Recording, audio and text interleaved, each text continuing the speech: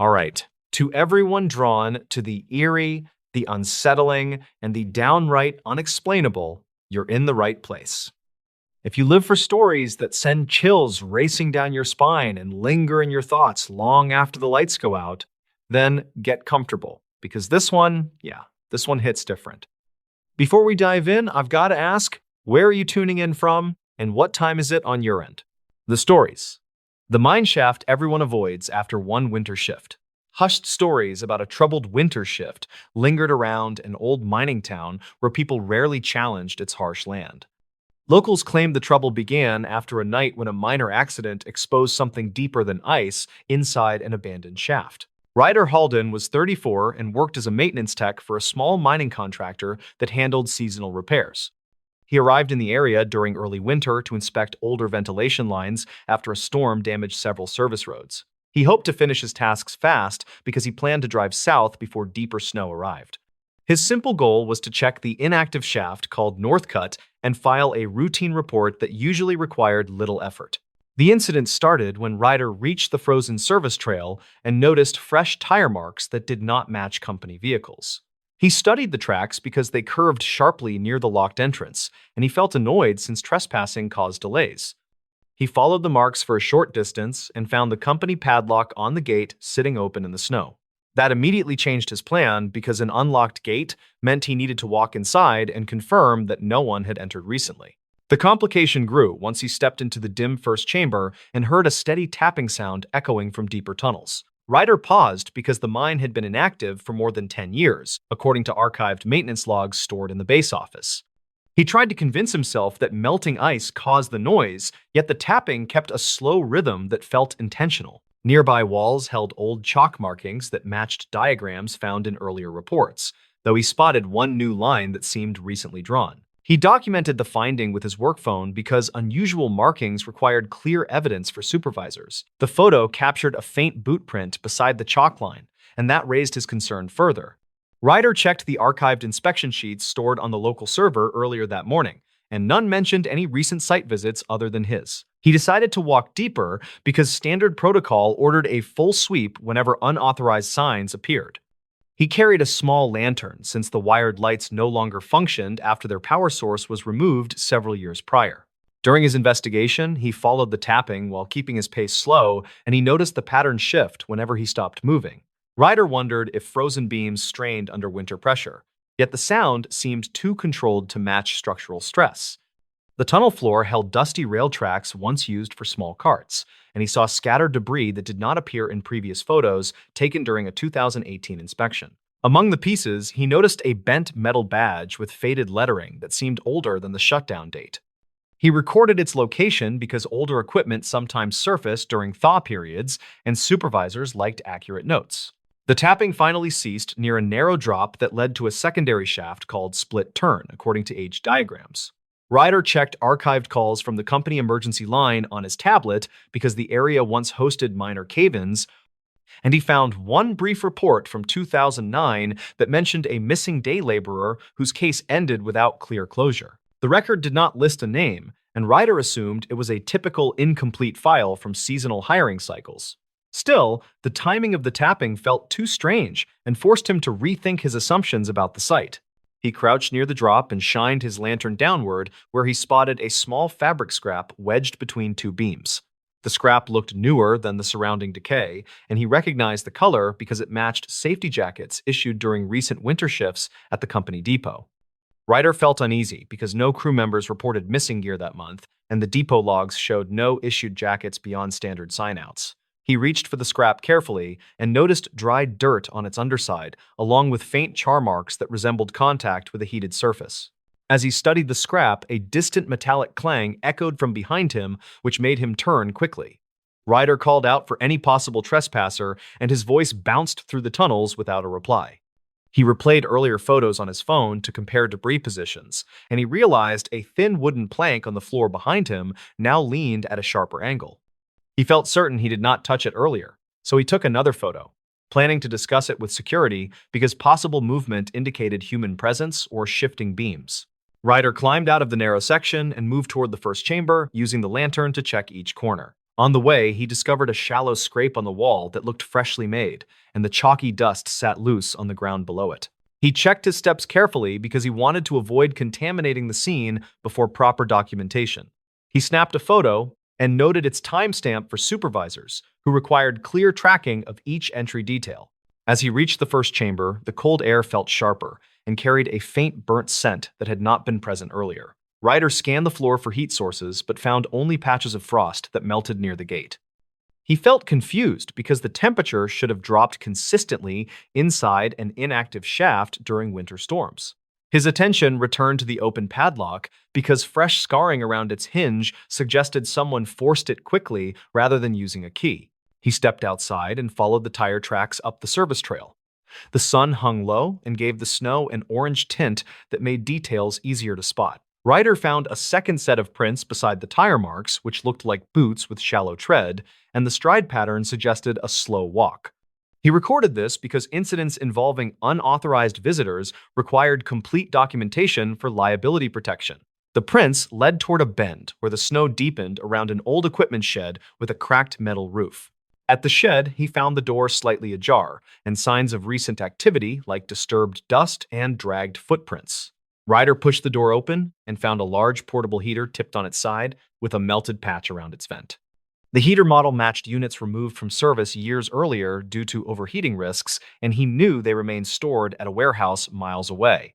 Ryder checked the shed floor and found more scraps of the same jacket material he collected earlier, which suggested a link to the heater incident. Tapping returned faintly from the direction of the mine, which forced him to choose between returning to safety or completing his sweep. He paused because protocol permitted retreat when structural risks arose, yet he believed the evidence required a clearer connection. Ryder replayed the metallic clang in his mind and concluded that the noise did not match natural stress shifts. He walked back toward the gate with steady steps while comparing earlier tire tracks to ensure no new marks appeared during his absence. Inside the chamber again, Ryder traced the tapping to a side tunnel sealed during the 2009 incident mentioned in archived calls. The seal consisted of old boards nailed across the tunnel mouth, yet one board sagged as if recently disturbed. He lifted his lantern and saw soot on the edges that resembled the heater melt pattern from the shed. Ryder removed gloves and checked the temperature of the soot but found it cold, which meant the disturbance happened earlier. Behind the boards, he noticed another chalk mark shaped like a short horizontal line above a circle. He tried to recall earlier diagrams and realized this symbol appeared in a forgotten annex report describing temporary holding zones used for equipment staging. Ryder removed a loose board and peered into the dark opening where he saw a narrow pit with metal fragments scattered along its base. Among them, he saw a torn patch of the same jacket color that seemed older with deeper dirt embedded in its fibers. He lowered his lantern deeper and noticed something else. A structural support beam bore a fresh dent shaped like the corner of a heater casing. He understood then that someone tried to use older gear to heat part of the tunnel, possibly to locate or free something buried under the pit. This linked the heater scrap, soot marks, and scorch on the jacket pieces into a single sequence, suggesting a recent search attempt. Ryder backed away because he realized the person or people involved might still be nearby. Before leaving, he noticed his lantern flicker and then regain strength. The tapping stopped again, which heightened his urgency. Ryder stepped out into the open trail and felt the frozen wind strike harder as he reached his truck. He contacted dispatch and requested a site lockdown due to signs of unauthorized entry and possible hazardous activity. Dispatch promised to send a team after sunrise, since travel remained dangerous during heavy winter. A follow-up investigation reportedly found additional heater fragments inside the shed, along with prints that matched no employees. Witness statements from nearby residents mentioned a person seen in a bright jacket entering the service trail 2 nights earlier. No one confirmed the identity, and footage from an old roadside camera offered only a blurred outline walking toward the gate. The pit area remained sealed after teams scanned it with ground sensors that detected minor voids but no confirmed remains or trapped equipment. Ryder later reviewed his photos and noted that the chalk symbol above the circle matched older maps that marked forgotten test zones unrelated to recorded accidents. Supervisors concluded that someone might have misinterpreted the old reports and attempted an unapproved search inside the shaft. They reinforced the gate and added warning signs that urged people to avoid the trail during winter shifts. To this day, the mine shaft remains closed, and locals still talk about the tapping that drifted through it that season. Ryder kept his notes stored on his tablet because he believed the sounds came from shifting beams rather than any hidden person. Yet he understood why others felt uneasy when passing that trail, especially when winter storms made the land crack and echo in unpredictable ways. The stories. The archivist who decoded a warning inside a missing person file in a small county records office tied to a quiet mountain town, a file about a long missing hiker raised concern.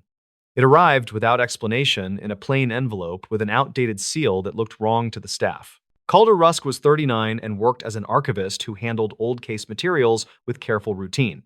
He liked quiet tasks during long shifts and kept notes about unusual items that passed through his desk. He lived outside town and drove an old sedan that handled mountain roads well. His plan that day in early autumn was simple. He wanted to finish indexing property disputes from 2008 and leave before sunset. The envelope changed that plan with a sharp interruption. Its paper felt older than the date stamp, which claimed 2015. The handwriting on the label looked rushed and uneven, which bothered him in a way he could not explain. Inside the envelope sat a missing person report about a hiker named Ryan Halper, who vanished during late summer 2015. The file included faded prints that showed a trail near a power station that had closed years earlier, according to county logs. A short field note from an unnamed deputy was clipped inside the report, and that detail confused Calder. The deputy note carried a single line that read, "A warning was heard near the ridge before we lost contact." There was no signature and no follow-up page, which conflicted with what Calder had learned about normal procedure. He checked the index card drawer for the deputy roster from that year. He found a roster with a missing entry number that hinted at an unfiled edition. Calder decided to verify the report by checking archive dispatch summaries kept in a separate compact shelf. He pulled a binder marked Summer Cases 2015 and scanned each page with slow care. One entry mentioned a static-filled call from an officer near the old ridge trail where the hiker vanished. It noted that the call ended after a loud crack reported by dispatch staff. He compared the time of that call with a note in the missing person report and noticed a mismatch that felt important. The report claimed the call never connected, yet the dispatch summary claimed it lasted several minutes. He wrote both details in his notebook because he wanted a clear timeline. He planned to confirm the timestamps using recorded reel backups stored in a temperature-controlled locker below the office. The reel system was old but reliable and required a special key that he kept on a wrist chain for emergency work. He unlocked the cabinet and threaded the reel for the afternoon of the hiker disappearance. The recording started with normal chatter about trail conditions that matched weather logs filed that week. It shifted after a faint voice cut through the static, repeating a short phrase. The phrase sounded like "stay above the red markers," which made Calder pause because the trail maps from that year used blue markers. He replayed that section several times and heard a second voice say the markers were changed without notice earlier that month. He checked a laminated map from 2015 stored in a drawer down the hall. The map showed blue markers along the ridge, despite the comment on the reel. Calder wondered if someone updated the trail signs unofficially, which could confuse hikers unfamiliar with the area. He called a retired ranger named Ballen who sometimes answered questions about old trail conditions. Ballen told him that a volunteer crew repainted the ridge trail during late summer 2015 due to erosion damage. He added that the crew reported a missing paint supply that delayed work during the final week. This detail matched a line in the missing person report that mentioned a misplaced equipment crate near the ridge boundary. Calder believed the misplaced crate might explain the repainted markers if someone used the wrong color during rushed repairs.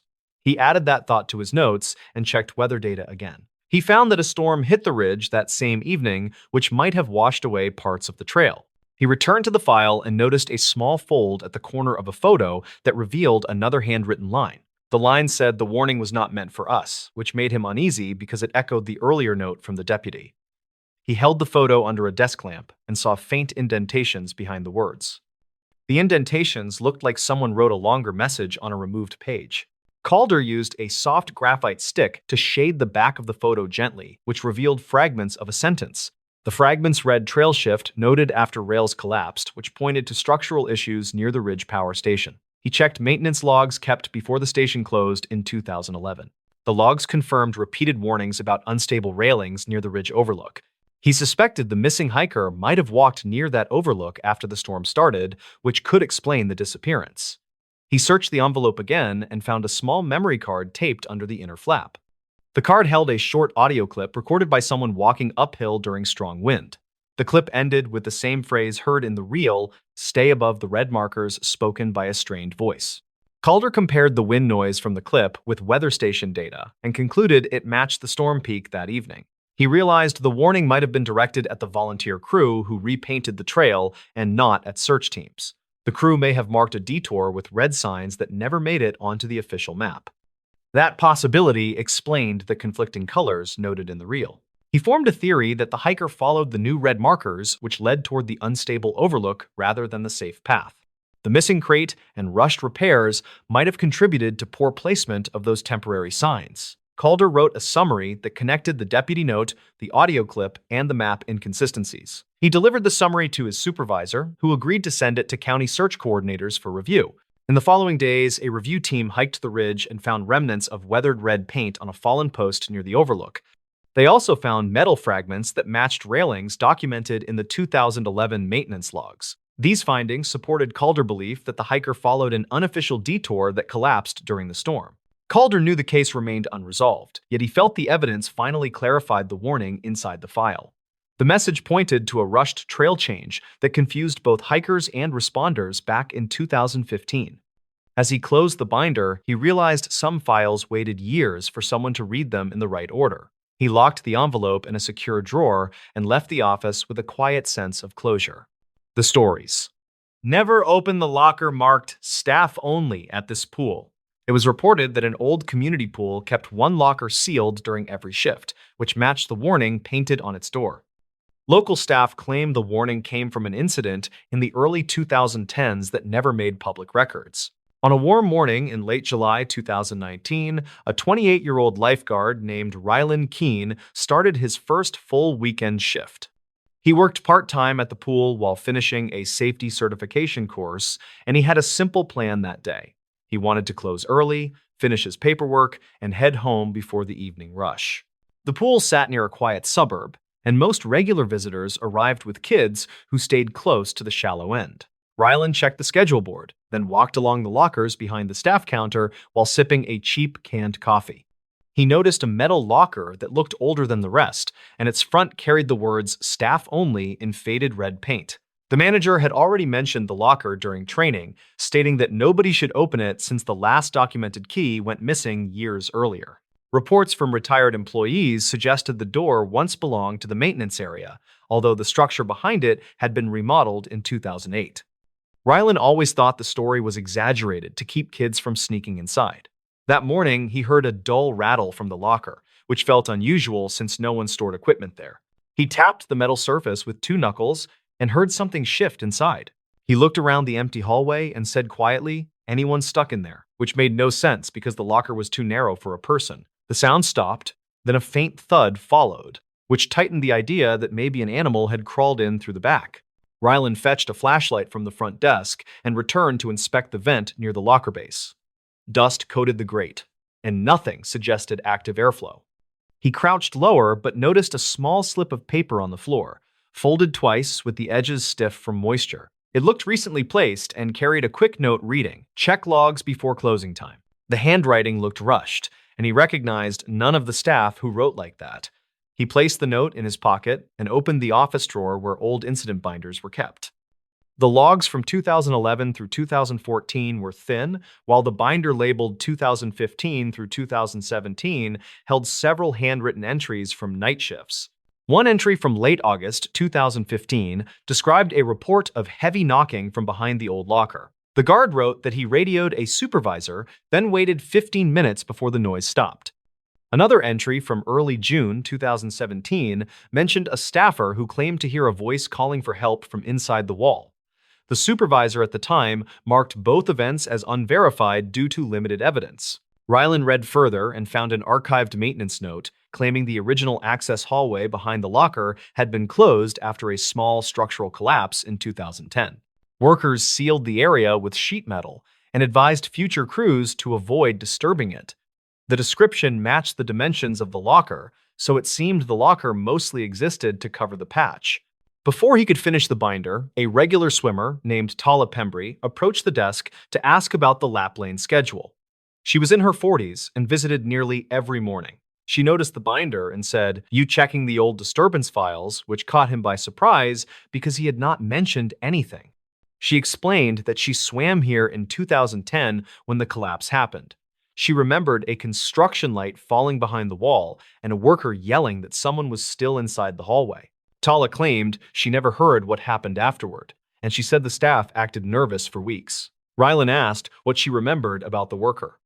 She paused, then said, "He was young, maybe early 20s, before walking toward the changing rooms." Her voice shook slightly, as if she had debated sharing more. He returned to the hallway with the locker and listened again. There was no sound now, only the faint buzz of old fluorescent bulbs. He reached for the handle and felt a cold vibration that did not match the ambient temperature. He stepped back and considered calling the manager, but he knew the manager would say it was nothing more than old pipes. Rylan spent the next hour monitoring the pool and checking the locker during each sweep. At 2 in the afternoon, the note in his pocket felt heavier somehow. He unfolded it again and noticed that the ink looked smeared, almost as if the message had been written minutes earlier rather than hours ago. He checked the front desk computer for any digital archive of maintenance calls near that structure. The system showed a report from 2019, only 4 months old, where a staff member logged hearing metal scraping behind the locker. The entry stated that the scraping stopped when they stepped closer. Later that afternoon, an older groundskeeper named Ward Leston entered the office to collect spare filters. Ward had worked there for more than 15 years and kept a quiet personality. Rylan decided to ask him directly about the locker.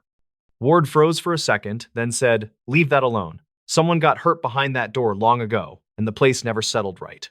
He refused to explain further and left with the filters without another word. With every hour passing, the hallway felt heavier, as if the air thickened around the locker. Around 5:30, the pool emptied, and a soft tapping came from the metal door. Rylan tightened his grip on the flashlight and said, "If there is an animal inside, I have to check before closing." The tapping shifted into a sliding sound, as if something moved downward. He leaned close and whispered, "Do you need help?" which felt ridiculous, but came out naturally. To his shock, a weak voice answered through the thin panel. It sounded like a scared young man saying, "I am stuck in the hall," followed by a strained cough. Rylan jumped back, then approached again and said, "I will get help. Stay calm." He ran toward the maintenance shed and grabbed a crowbar, then returned with his pulse racing. He wedged the tool under the corner and pried, expecting the metal to bend easily. Instead, the locker door lifted sharply on its own, almost like someone had tugged it from the inside. A sharp burst of cold air hit his face as the door cracked open by less than an inch. He pointed the flashlight through the gap and saw a narrow cavity behind the metal panel. It looked like an old service corridor lined with dusty concrete. At the far end, he spotted a reflective surface that resembled a safety vest, and the faint voice called again, saying, "Please pull me out." The corridor seemed impossibly deep compared to the thickness of the wall, which caused him to recoil in confusion. Seconds later, his radio crackled by itself with heavy static that drowned all pool noise. The corridor darkened as if an unseen shadow moved closer, and the vest shape disappeared completely.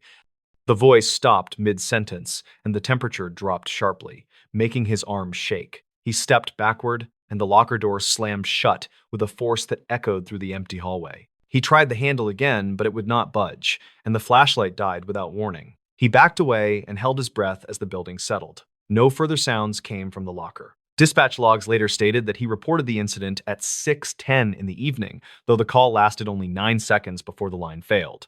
Management inspected the locker the next morning, but found no evidence of a corridor or any exposed space. They claimed the interior showed only plywood backing and sealed insulation. Rylan insisted on what he saw, but the staff reminded him that the structure behind the locker had been permanently filled. He wrote a full report, which was stored with older, unexplained events. Weeks later, a former construction worker visited the pool to repair a broken gate. When Rylan described the voice, the worker asked if it sounded like a man named Astor Holt, who went missing during the 2010 collapse. Records suggested he entered the service hall before the accident, though recovery teams never found him. The worker whispered that some crews believed the hall never sealed completely, and the pool carried echoes from that gap. Rylan eventually left the job, but he kept the original folded note as uneasy proof of that day. The locker remains bolted shut, and new staff are told the same warning he once ignored.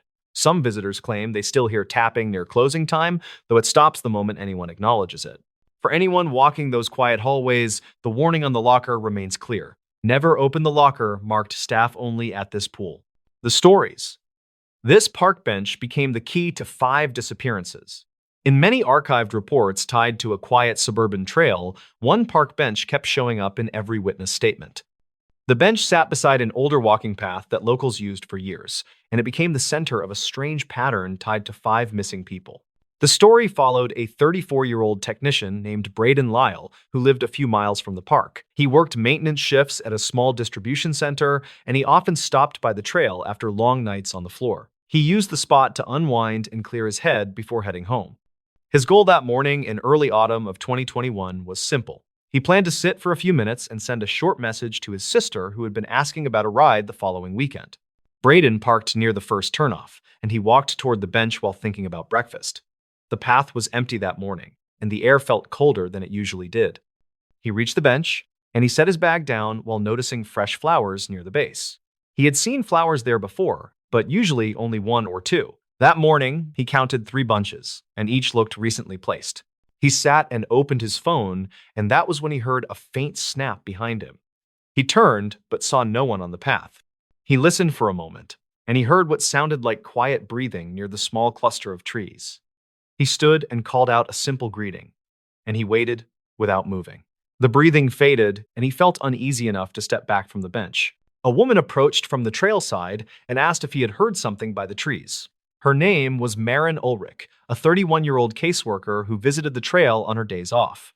She pointed toward the bench and said she had seen a man sitting there 2 days earlier who vanished after dropping a small notebook. Braden asked what she meant by vanished. She explained that the man had walked toward the trees, and no one saw him leave the area based on her follow-up checks. Braden felt a chill and picked up his bag, and he asked if she had looked around for the notebook. She nodded and said she had found it under the bench. She kept it at home after failing to find a name inside. She told him she could bring it later if he wanted to see it, and he agreed since the story bothered him. She said she would return in an hour after finishing her walk. Braden stayed near the bench and looked around the clearing while replaying her account. The flowers suddenly felt more significant, and he remembered a local post from late 2020 that mentioned a missing runner who often paused near that same bench. He opened an archived article on his phone and saw a blurred photo of the bench with a date stamp. His stomach tightened when he noticed the same pattern of flowers near the legs. He walked closer to the tree line and saw a strip of cloth caught on a branch.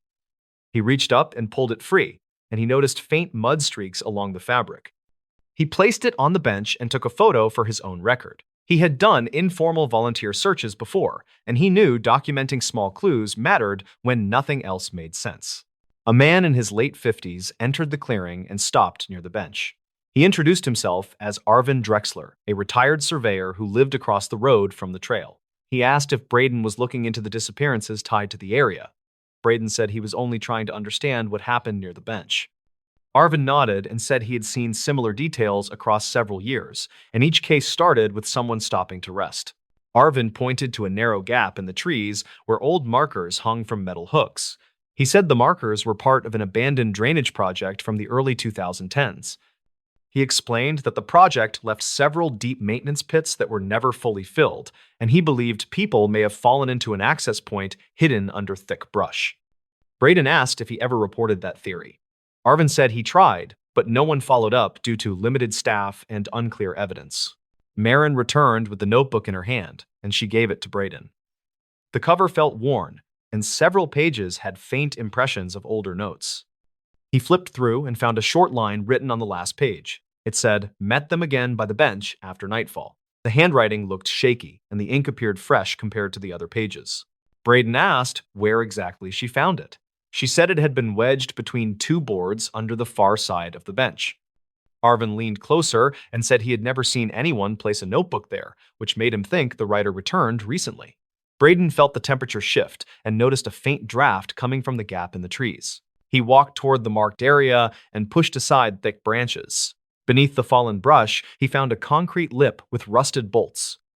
The ground dipped sharply, and a hollow space opened several feet below.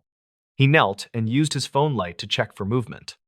He saw only old tools and a broken ladder. Yet something about the depth made his pulse race. He called out to ask if anyone was down there. No one answered, but a weak echo carried the sound back. Marin suggested checking the other side of the pit for a safer angle. They circled the clearing, and Arvin pointed to a collapsed section of fencing that partially covered another opening. Braden cleared some branches, and he spotted a shoe near the edge. The rubber looked worn, and the sole pattern matched a detail from the runner case he had read earlier. He carefully reached for it, and he noticed dry mud around the heel. Braden asked Arvin to hold his phone while he photographed the shoe. Marin stepped back to avoid disturbing the area, and she scanned the surrounding branches for more fabric. She pointed to another strip caught on a higher limb, which matched the cloth Braden found earlier. They connected the pieces and realized someone had likely moved through the gap with enough force to tear clothing. Braden called a non-emergency line and reported the discovery. He gave general details without naming the notebook and said he believed an old maintenance pit posed danger to visitors. A dispatcher said someone would check the site later, though no estimate was given. That answer frustrated Braden, and he decided to take additional photos to support the claim. As he prepared to leave, he noticed the flowers again and realized each bunch marked dates close to older missing person reports. He photographed the flowers and compared their spacing to the article images. The match felt close enough to suggest someone used the bench as a memorial or a signal. Marin suggested the writer of the notebook might have met someone connected to those flowers, and the line about meeting them again could imply repeated encounters. Braden opened the notebook once more and touched the last page. He noticed tiny indent marks above the line that hinted at a torn message. He angled the page toward the light and saw faint shapes. It looked like someone had written a location reference before removing the sheet. He took a close photo, planning to use editing tools later to enhance the impressions. They decided to walk the perimeter of the clearing before leaving, and Arvin guided them to an older fire road behind the benches. The road had cracked pavement and faded tape lines. He said he once saw a person wearing a reflective vest walking that area at night during 2018. He never identified the person, but he remembered the pattern on the vest matched old county uniforms that were discontinued years earlier. Braden connected that detail to the notebook entry and wondered if the writer had followed someone who claimed to inspect the trail. Marin said the county stopped sending inspectors to that area due to limited funding, which made the sighting even stranger. Arvin agreed and said the person may have used an old uniform to avoid suspicion. They returned to the bench, and Braden looked at the wooden boards where the notebook had been found. He noticed scrape marks near the underside. He slid a hand under the frame and found a small metal clip. It felt loose, and he pulled gently. A folded paper slipped out and landed on the ground. He unfolded it and read a short handwritten note that said, "Follow the lights near the cutoff after dark." The writing matched the notebook. Marin covered her mouth and said the message made her think someone used small lights to guide visitors toward the maintenance pit. Arvin said he once saw flickering lights near the cutoff during late 2019, but assumed they were kids playing with flashlights. Braden realized the lights may have lured curious people toward the gap. They stood silently as the idea settled. The disappearances could have been accidents caused by a hidden pit and a misleading light source. The writer of the notebook may have followed the lights and nearly fell or witnessed someone else fall. Braden suggested the writer tore out the earlier page to give it to someone, possibly a friend or an officer, yet the person never turned it in. A faint gust moved through the clearing, and Braden felt uneasy again. He gathered the notebook and folded note, and he said he would deliver them to the local station as soon as possible. Marin said she would provide her statement about seeing the notebook drop 2 days earlier. Arvin agreed to guide officers to the pit if needed. They walked back toward the parking area while discussing safer trail access. Braden looked over his shoulder at the bench, and he felt a strange pull. The bench had been a quiet place for years, yet its role in 5 disappearances seemed tied to simple mistakes, hidden hazards, and poorly understood signals left by an unknown person. The truth felt less like a supernatural mystery and more like a chain of overlooked warnings. Braden left the park with a steady resolve to push for a full inspection. He believed the answers were already there in the bench, in the flowers, and in the fragments of notes hidden under old boards. The truth only needed patient eyes to connect what had been ignored, and he hoped the next visitor would find the trail safer once those connections reached the right people. The stories. What's buried beneath that motel parking lot? In 2013, a small highway motel outside a rural town gained quiet attention after workers found strange soil layers under fresh asphalt. The case never reached headlines, but locals still mention it when strange noises come from the empty lot at night. The story centers on Rylan Mercer, who was 29 and worked as a nighttime maintenance tech at the old roadside place. He lived in a small room near the supply shed and handled plumbing issues plus late check-ins during slow months. On a chilly night in early autumn, he planned to replace worn bulbs along the back walkway before closing the service desk. He walked out toward the alley where the lot met a row of overgrown trees that blocked wind from the highway. He carried a small tool bag and wanted to finish the job before storms reached the ridge. He heard gravel shift under a passing truck but ignored it and kept moving toward the flickering lights. The first incident happened when he tried to pull a ladder from storage and felt the ground dip under his feet with a dull cracking sound. He stepped back fast because the asphalt felt soft in one oddly shaped patch near an older drainage grate. He knelt with caution and pushed a screwdriver into the crack, but found soil that felt looser than normal fill. Rylan went inside and wrote a brief note about the issue, because the motel owner wanted records of every minor repair. He grabbed a flashlight and returned outside to check the area again, since guests sometimes reported old pipes vibrating under the lot. He pressed his heel against the weakened spot and felt a faint vibration that did not match normal pipe flow. The complication grew after he asked an older guest named Hollis Grant if he had heard unusual sounds during his stay. Hollis said he heard steady tapping under the pavement around midnight 2 nights earlier. He said the tapping felt rhythmic and a slow pattern that reminded him of someone knocking through thin wood. Rylan wrote the detail in his small notebook because he wanted a full record for the owner. The next morning, he looked at archived maintenance logs stored in a dusty drawer near the office printer. He found an entry from 2009 that noted settling issues under the same section of the lot without any follow-up record. The note simply said that workers filled a shallow dip with recycled asphalt after heavy rain, but never investigated deeper layers. He walked back outside and scraped away loose chunks of pavement until he reached a thin patch of older concrete mixed with cracked gravel. He noticed faint marks in the old material that looked like parallel lines spaced evenly in a pattern similar to a box lid. He pushed his flashlight beam through the cracks and saw a dark void below the thin concrete sheet. Rylan called his friend Linton Fry, who worked part-time with a local cleanup crew that handled abandoned structures. Linton arrived after lunch and helped test the hollow area with a short steel rod used for soil checks. The rod dropped several inches into the void and produced a hollow thump that sounded too sharp for natural erosion pockets. Rylan felt uneasy but wanted clear evidence before alerting the owner. They cut a small square in the weakened concrete using an old rotary tool from the supply shed. Dust scattered across gravel as the square lifted with surprising ease. Underneath was compacted dirt mixed with thin scraps of plastic that looked melted by heat. Rylan reached in and pulled out a small strip with faded printing that looked like part of a safety warning from older storage bins. The deeper investigation started when Rylan found an old photo taped inside the maintenance log he borrowed from 2009. The photo showed the lot before renovations in 2006 and included a small storage cabin that no longer existed. A handwritten note on the back said the cabin caught fire during a storm, but details were never shared with newer staff. Rylan asked the owner about it, but only received a quiet answer that the cabin was removed after a minor electrical issue. Rylan then checked archived dispatch logs stored at the county library and found a brief call from July 2006 that reported a small fire near a roadside property matching the motel's mile marker. The call mentioned unknown materials stored inside an abandoned cabin that smoldered before firefighters cleared debris. No injuries were reported, but the log said a chemical odor lingered during the cleanup. He returned to the void under the lot and dug deeper with a small garden trowel he kept for landscaping tasks. 2 inches down, he uncovered brittle wood fibers coated in a hardened black residue that smelled faintly metallic.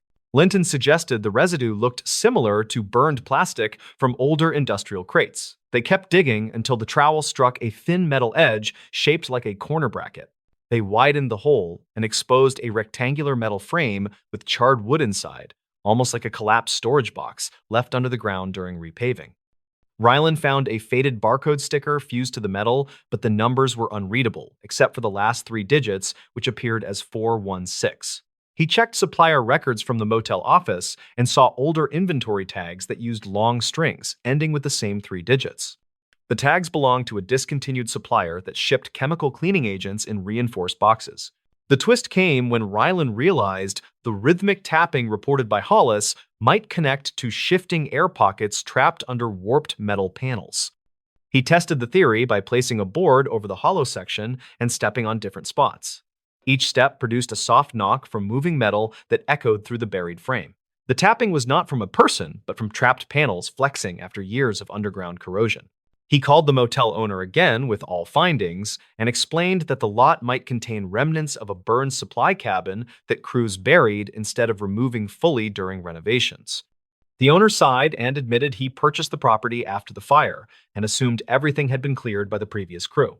He agreed to bring in a licensed team to remove remaining material. When the cleanup team started work, they found several melted storage boxes that had fused together during the 2006 fire. The boxes contained expired solvent containers that ruptured during heat exposure. Crews confirmed the ash smell came from plastic and wood that settled unevenly under asphalt after the rushed renovation. They transported the debris to a proper disposal site and filled the cavity with stable soil. After workers repaired the pavement, Ryland walked the lot at dusk and listened for any sign of hidden noise. The tapping had stopped, and the ground felt firm under every step. He wrote a final note describing the discovery and placed it with other logs so future staff could understand the history.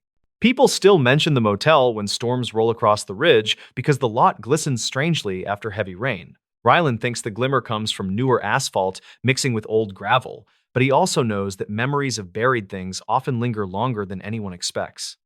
He told Linton the mystery felt smaller once evidence replaced fear, and Linton agreed as they locked the shed and watched distant trucks roll past on the quiet highway.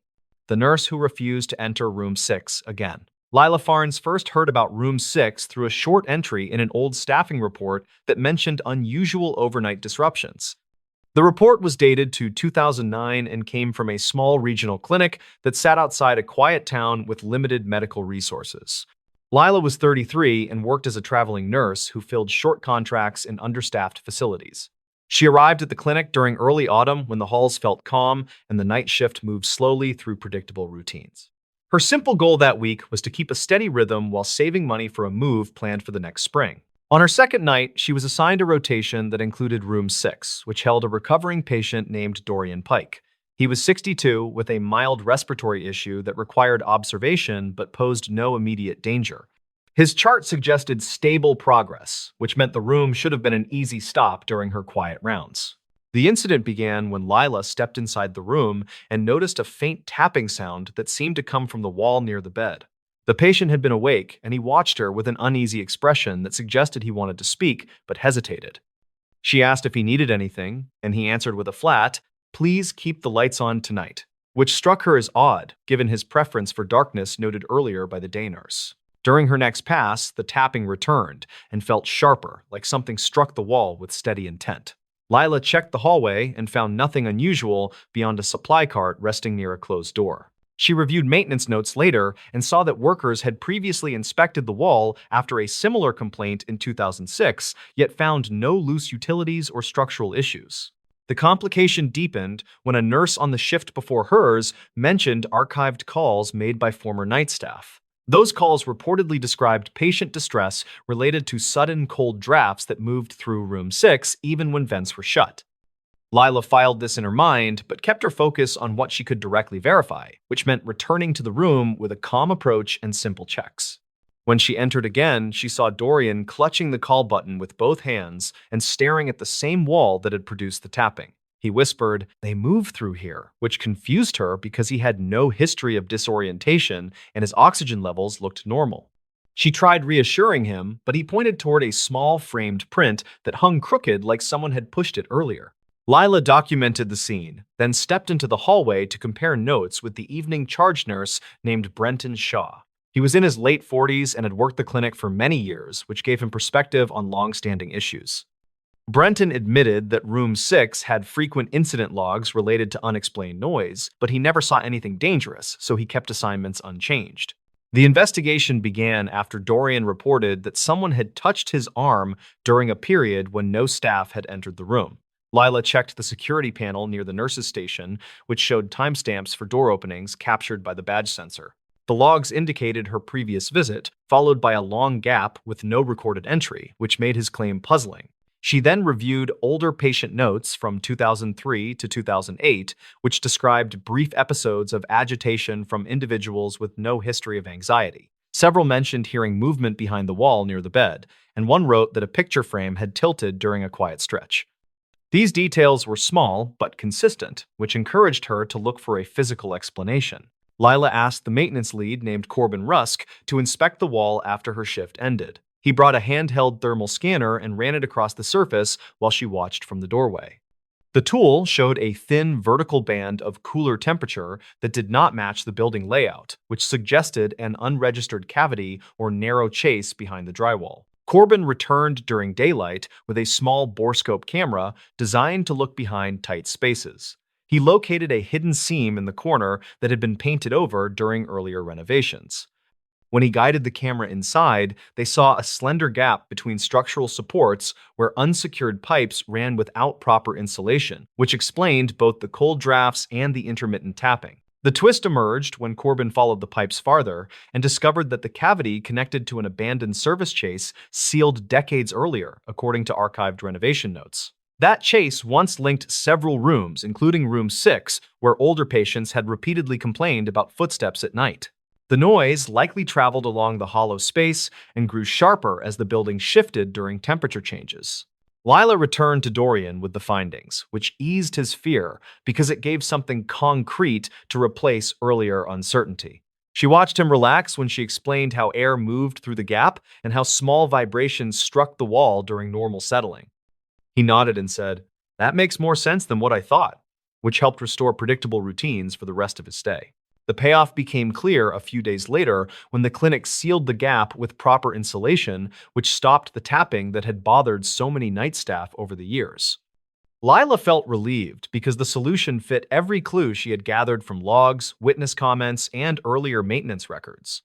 She no longer feared the room and worked her shifts without hesitation. Still, she remembered the moment she first stepped into room 6 and sensed tension that felt older than her short assignment. She knew many stories deepen when fearful people misread unfamiliar sounds, but she also understood how convincing those moments can feel. Later, she often said that small mysteries usually shrink under steady checking and clear evidence, which matched her experience at the clinic. Lila finished her contract without further issues and moved to her next job carrying a quiet confidence shaped by those nights. She still thought about Dorian and the relief in his voice after learning the real cause behind the unsettling moments. Room 6 stayed sealed and silent after the repairs, which meant future patients would sleep without wondering what moved behind the wall. The stories. Why the police sealed off this roadside chapel. The small roadside chapel sat near a quiet county highway where drivers sometimes stopped during long rural trips. Local deputies reportedly closed it in late 2019 after a traveler found something that changed the tone around the place. The building was simple, and people usually barely noticed it. The story centered on a 34-year-old maintenance surveyor named Corbin Hale, who often drove that route for work. He lived in a nearby town, and he usually kept to a steady schedule that involved checking rural drainage markers along the highway. On a mild afternoon in late September of that year, he planned to finish early so he could meet a friend for dinner. He stopped near the chapel because one of the markers behind it looked slanted, and he wanted to document it. He walked toward the spot while carrying a small camera and a work notebook. The chapel door stood slightly open, and he remembered hearing nothing except distant traffic. He planned to ignore the building until he heard a short tapping sound from inside. The sound made him pause, and he stepped closer to check if someone needed help. He called out a quick greeting but got no answer, which felt strange considering the soft tapping kept going. He pushed the door with his boot and saw dust drifting through a bright slant of late daylight. A wooden bench near the front looked recently moved because its legs scraped fresh lines across the floor. The tapping came from deeper inside the room, which held only simple furniture and a small cross fixed above a shelf. Corbin noticed a backpack sitting beside the far wall, which did not belong to anyone he had seen earlier. He stepped in and recorded a short clip on his camera to document the scene. The tapping stopped once he moved toward the backpack. He felt uneasy, which he later described in a written statement to deputies. He returned outside and found a driver who had pulled over to check a map. That driver, named Rhea Dunford, told police she had been there roughly 10 minutes and saw no one enter or exit the chapel. She agreed to wait while Corbin called the non-emergency line to report an unattended bag because he worried about possible travelers who might need help. Deputies arrived 20 minutes later, according to their logs, and inspected the chapel with measured caution. Inside the bag, they found a wallet and an old flip phone plus a folded printed photo of the chapel. The photo looked like it had been taken years earlier because the paint on the door in that image was a different shade. The wallet held no cards, and the phone battery was nearly dead, but it powered on long enough for one deputy to see 3 saved video clips. Those clips showed brief shots of the chapel interior taken during different seasons, which suggested someone had visited repeatedly. In each clip, a bench had been moved to a different spot, and in the final clip, a faint figure appeared reflected in the small window which faced the highway. Deputies later said the figure looked like a person crouched near the bench, though the image lacked clarity. Investigators reviewed old repair records for the chapel, which belonged to a small regional trust that handled forgotten roadside structures built decades earlier. The trust produced a file showing a volunteer caretaker named Myron Keats, who went missing in early 2009 during a routine supply run. His last note mentioned stopping at the chapel to drop off paint. No clear link existed between his disappearance and the backpack, except the printed photo which matched the photography style in a few older trust documents. Investigators searched local archives for any reported visits after his disappearance and found a single entry in 2015 from a driver who claimed to see a man moving a bench inside at dusk. That report named no suspect, and the driver never returned follow-up calls. Deputies used the phone clips to frame their timeline and interviewed residents who passed through the area before the chapel closure. One witness, named Avery Lorne, recalled seeing a tired-looking man near the highway in early 2017 carrying what seemed like paint supplies. She described him as quiet and focused on the chapel path. Her statement matched the trust note, which strengthened the idea that someone remained connected to the building for years. Investigators also compared the fresh scrape marks on the floor with older photos taken by trust volunteers. Those older photos showed the bench in fixed positions, which suggested someone had moved it repeatedly in recent months. This supported the idea that the visitor returned long after Myron disappeared. When they completed their review, they sealed the chapel for safety because they believed an unknown person had been sheltering there. The person possibly struggled with memory issues or untreated fear of being found, according to one unofficial summary shared with Corbin. They suspected the tapping sound came from the bench shifting under slight pressure, which fit with his description. The unknown visitor was never located, and no missing person report perfectly matched the wallet photo, though the style resembled a younger Myron. Authorities kept the case open, but treated it as a possible long-term wandering situation rather than foul play. Corbin later told friends that the chapel felt different when he drove past on later surveys. He thought about the way small, forgotten places can hold tangled stories that no one fully understands. He believed the closure made sense because it protected whoever might return, as well as anyone who stopped without knowing the hidden history. He still remembered the tapping sound and considered it a reminder that quiet places often carry quiet warnings. The stories. What a delivery driver saw outside the last house on the route. The incident reportedly came from a route sheet pulled from an old regional dispatch office, and it referenced a final stop that never made sense. The archived note mentioned a driver who claimed someone waited outside the last house even after the street was cleared. Rylan Mercer was 32 and worked as a delivery driver for a regional shipping line that handled late evening drop-offs. He lived in a small rented place near a quiet highway spur and tried to keep his nights predictable. He clocked in around sunset and followed the route grid until everything on the manifest was scanned. He liked that rhythm and needed the extra hours after rising fuel prices drained his budget. The night that changed him came in early autumn of 2019 when a mild drizzle pushed across the county roads. His simple goal was to clear the last 4 stops before 9 so he could get home. The final house sat at the far edge of a sparsely built neighborhood where new construction had stalled after funding issues slowed development. Rylan reached the second-to-last stop without trouble and scanned the small parcel while a porch light flickered behind the occupant. He waved, returned to his truck, and checked the tablet. The final address displayed a short note that read, "Gate partially damaged. Approach with caution." He thought it sounded dramatic, but he kept moving because delays meant more paperwork. The dirt road to the final house felt different because the gravel ruts were deeper than they looked on satellite maps. His tires shook through the uneven track, and he slowed so the cargo would not shift. He remembered the drizzle turning into a steady fall that made the old fence lines appear faded. His truck headlights cut across the trees while the route timer beeped. The house came into view as a single-story structure with siding worn by years of heat. An old pickup sat beside the carport with its door cracked open like someone left in a hurry. Rylan stepped out, grabbed the padded envelope, and noticed a figure standing near the tree line. The person faced the house and barely moved.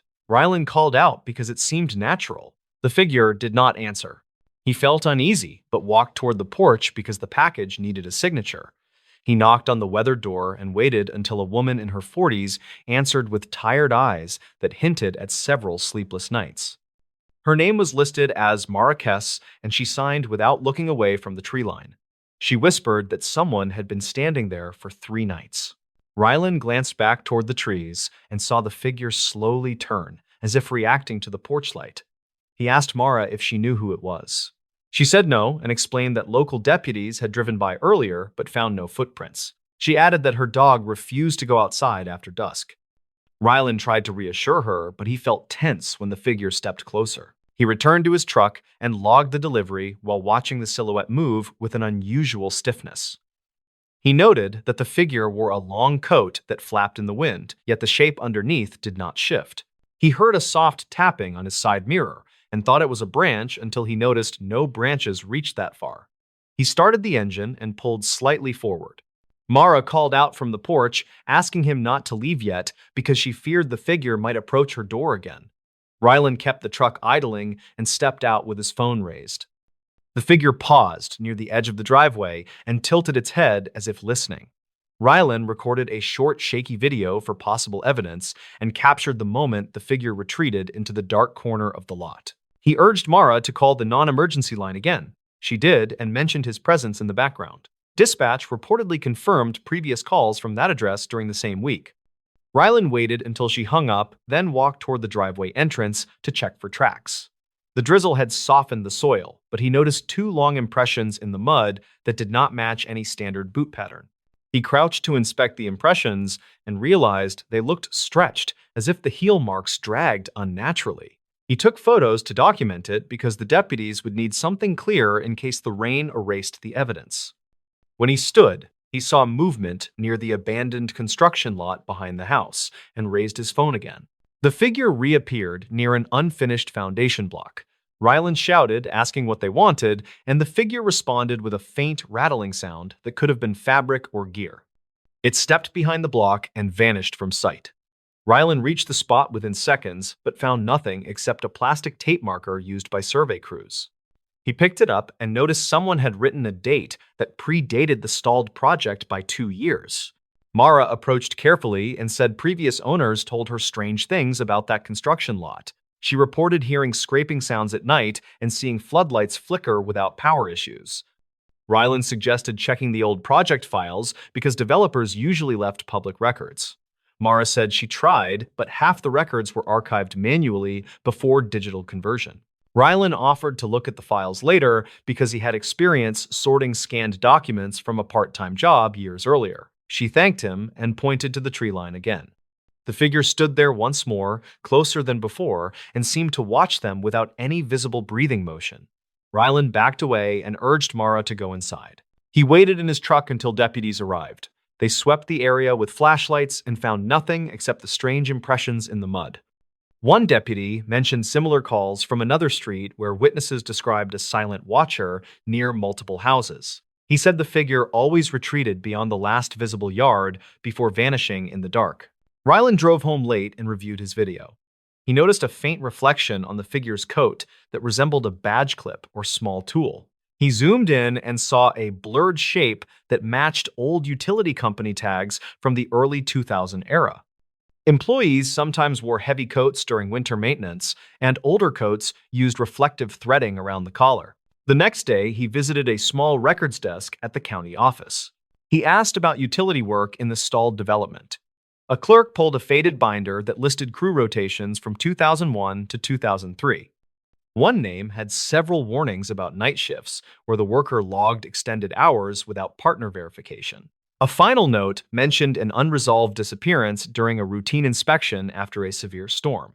Rylan compared the coat description from the old files to the figure in his video. The match seemed close, but not perfect. He requested access to old lot surveys and found a handwritten report describing a flagged hazard trench near the exact foundation block where the figure vanished. The report stated the trench was filled without proper inspection because storms destroyed monitoring equipment.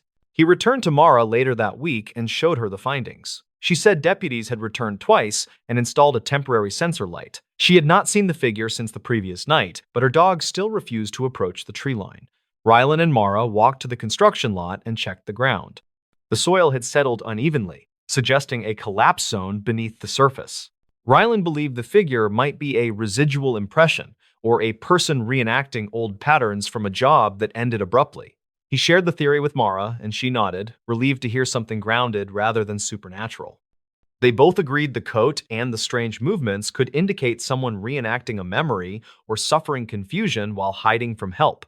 The county eventually fenced the lot after a safety inspector confirmed unstable ground.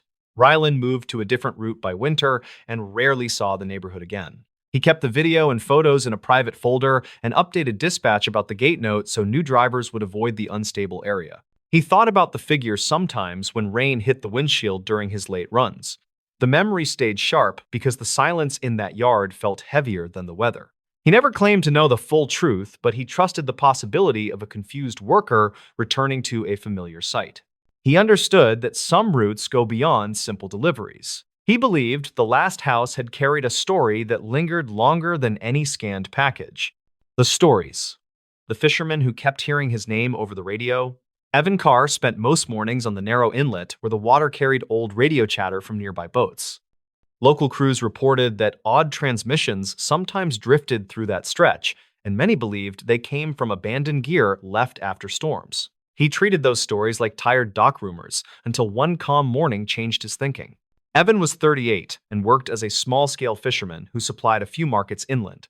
He kept his aluminum skiff tied near the inlet because the currents stayed gentle and the tides rarely pushed hard.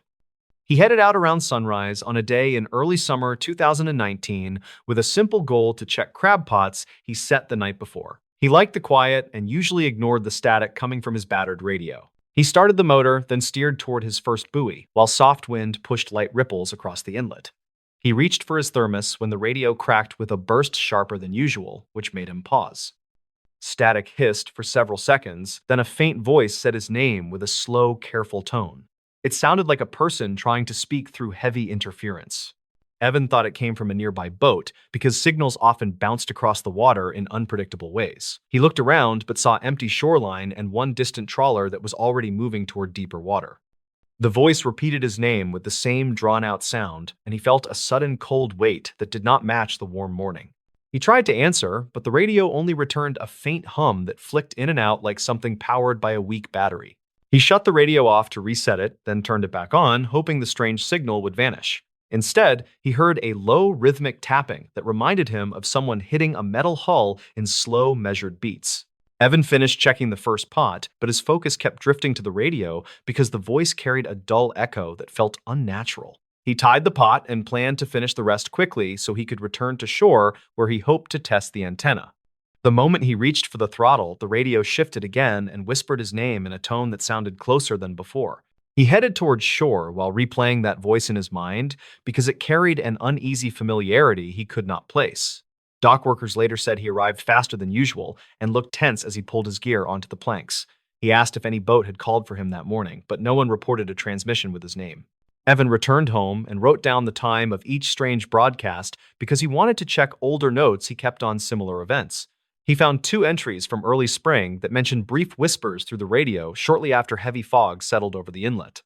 He ignored them at the time because the fog distorted signals and created odd echoes that bounced between cliffs. He spent the afternoon checking online forums that tracked regional marine frequencies where enthusiasts archived recordings from previous seasons. One contributor posted a thread about ghost transmissions that came from a derelict trawler that sank in the late 2010s after a major storm.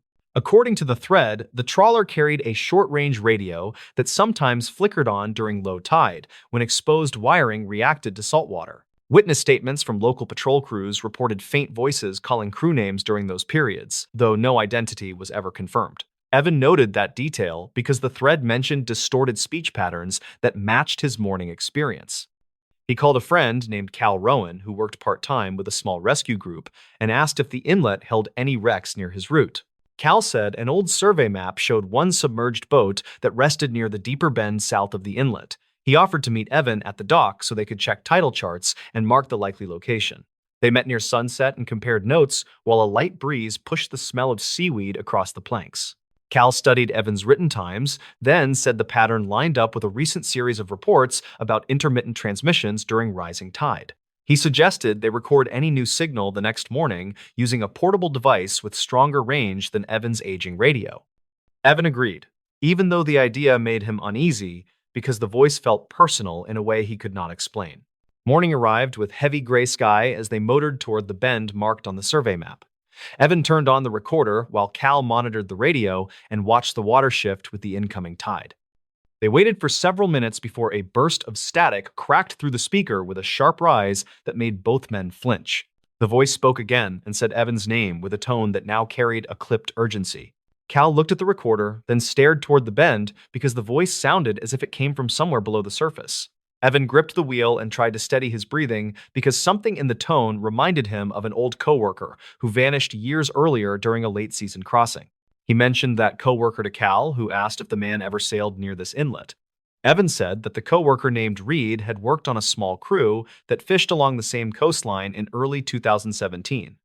Reed later transferred to another vessel that sank during a storm that occurred north of their town. Local reports said the wreck was never fully recovered because shifting sand made the search difficult.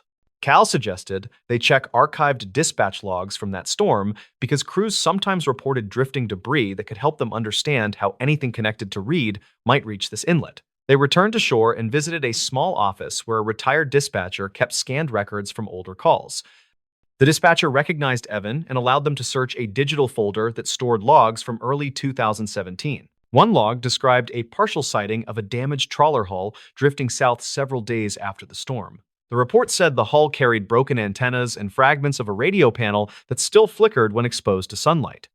A second log mentioned a patrol officer hearing a distant voice through static that repeated a crew name before fading. Evan realized the name in that report matched Reed's last name, but the log did not mention if the voice said anything else. He remembered that Reed had a habit of calling coworkers by last name during early morning shifts when he tried to stay awake. The connection felt loose but too strong to ignore because the timing aligned with the drifting hull.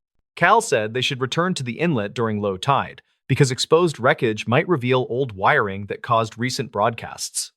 Evan agreed, though, his stomach tightened because the voice spoke with increasing clarity each time. They secured the skiff, then returned that afternoon when the tide receded and revealed dark shapes below the bend.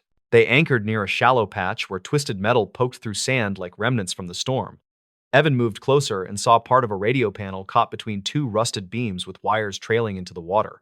Cal used a long hook to lift a loose section and found a corroded tag that matched the radio model used on Reed's crew during 2017. The radio crackled at that moment, then delivered another faint call of Evan's name, with a tone that now carried slow, rising static.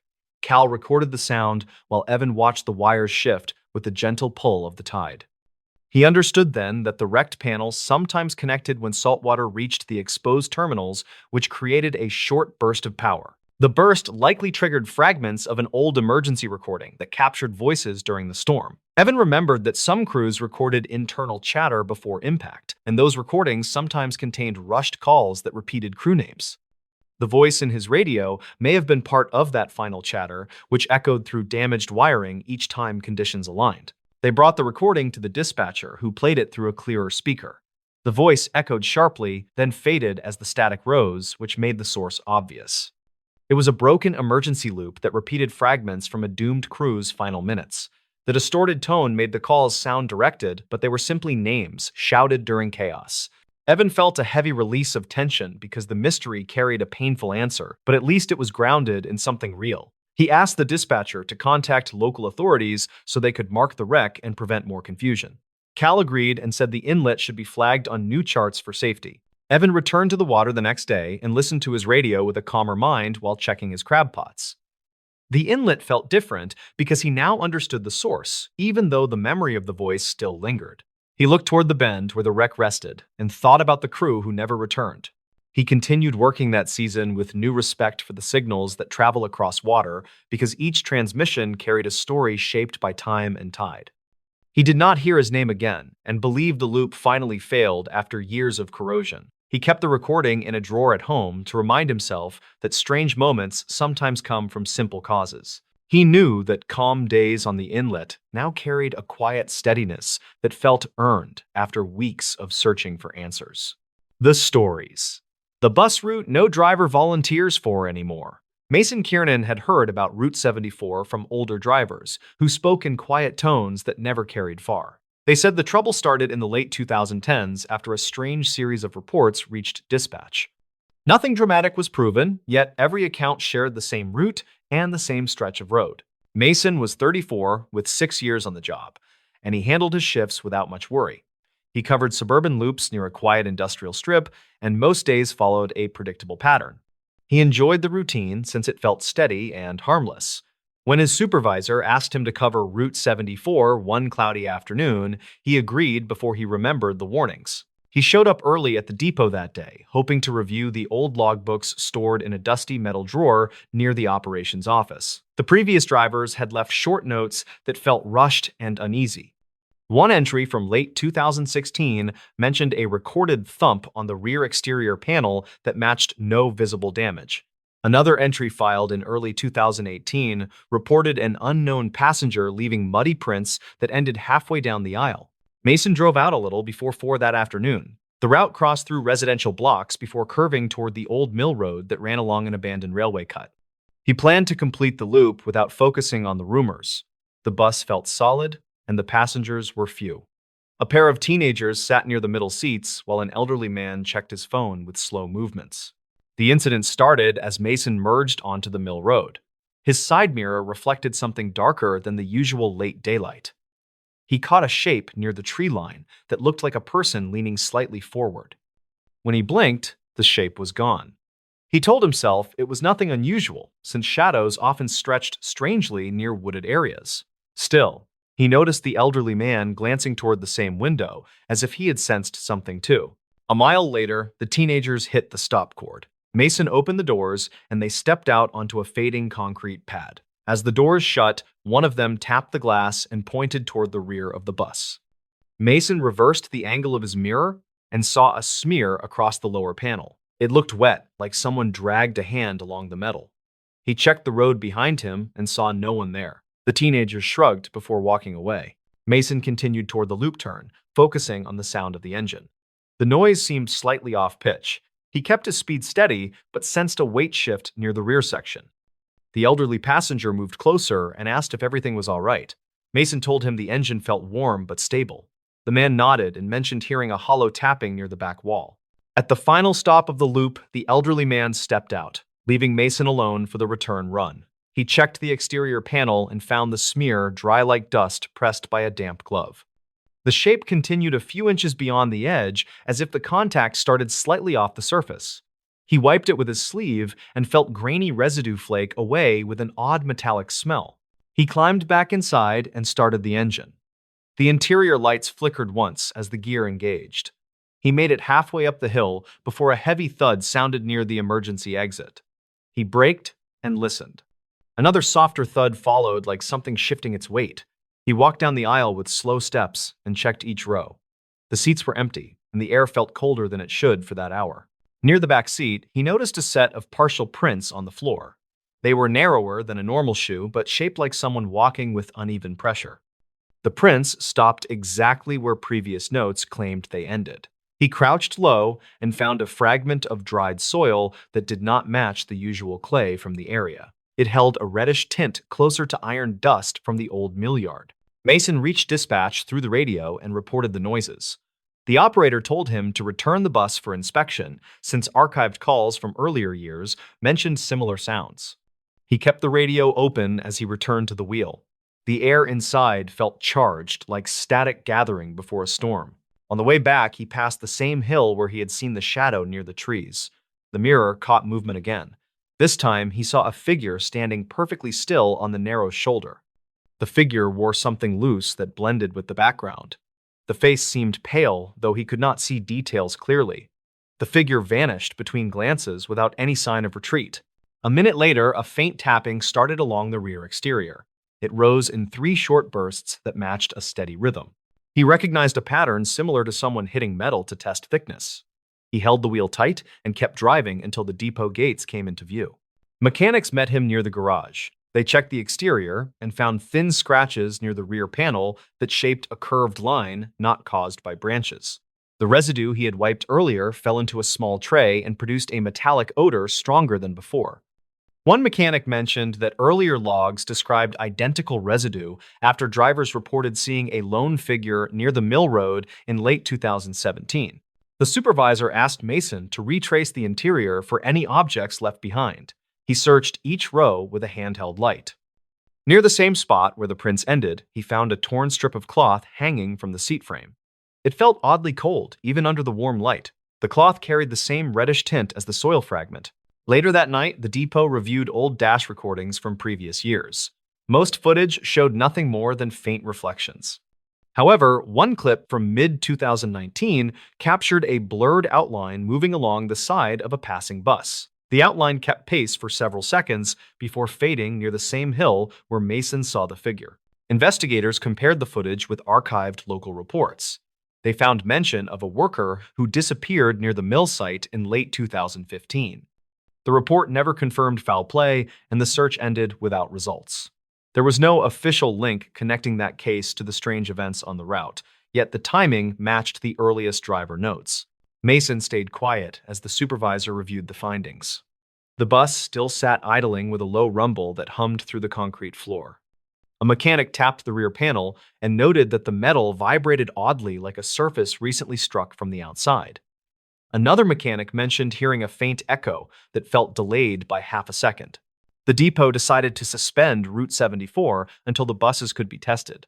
Drivers whispered that the figure near the hill might be tied to the worker who vanished years earlier.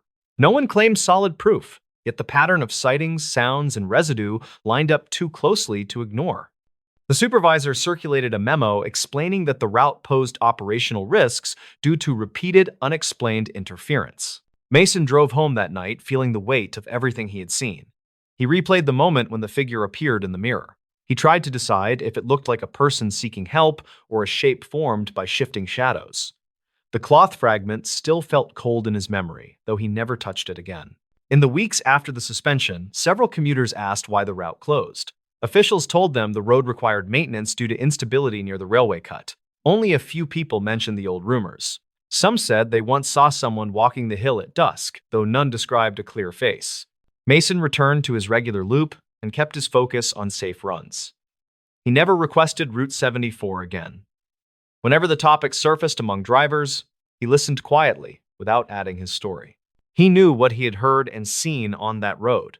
He also knew that the evidence, while thin, repeated across years with unsettling consistency. The depot finally retired the buses assigned to that route. They stored them in a corner lot away from the main garage.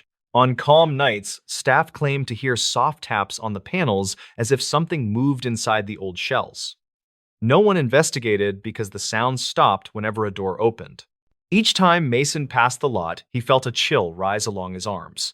He believed the events were real, even if no official report could confirm them. Route 74 remained closed, and no driver stepped forward to revive it. The story faded from public view, yet those who worked at the depot understood why the route stayed empty. They remembered how it felt to sense a presence following the bus, and they knew some roads carry histories that never fully settle.